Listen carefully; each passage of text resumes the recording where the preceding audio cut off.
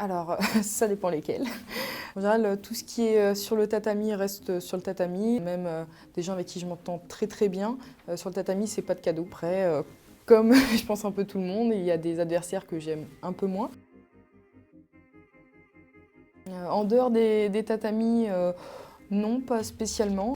Il pourrait y avoir ma mère, je passe à côté d'elle, alors je ne suis pas vraiment encore dans la compétition, je ne la vois pas.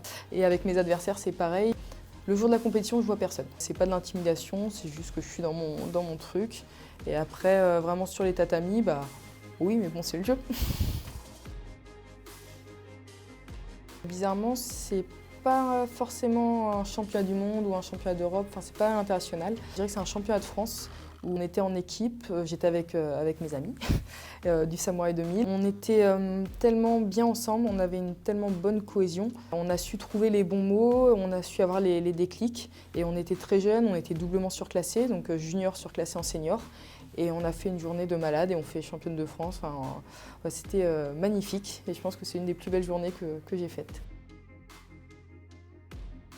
Championnat d'Europe, les tout premiers que j'ai faits, j'ai perdu sans mettre un point aux 4 championnats d'Europe d'affilée. Là, il m'a fallu beaucoup de temps pour comprendre pourquoi je perdais alors que tout le monde croyait en moi, que j'avais vraiment le potentiel.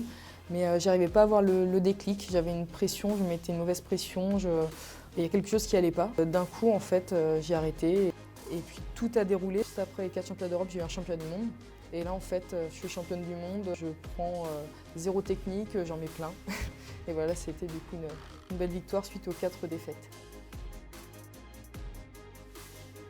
J'ai toujours rêvé de faire de l'escalade, mais j'ai le vertige. Sinon, c'est le rugby. Mon père a fait du rugby quand il était plus jeune, donc je pense que ça doit y jouer un petit peu. Le peu que j'ai rencontré de rugbyman, je les ai trouvés super sympas, j'aime bien le sport, donc pourquoi pas. Le Chili. Depuis que je suis petite, je rêve d'y aller et j'ai pu le faire plusieurs fois grâce au karaté. J'ai adoré. J'y retournerai avec grand plaisir. Quitte à être un pays, autant être le Chili. Je vous donne rendez-vous pour les JO de Tokyo en 2021.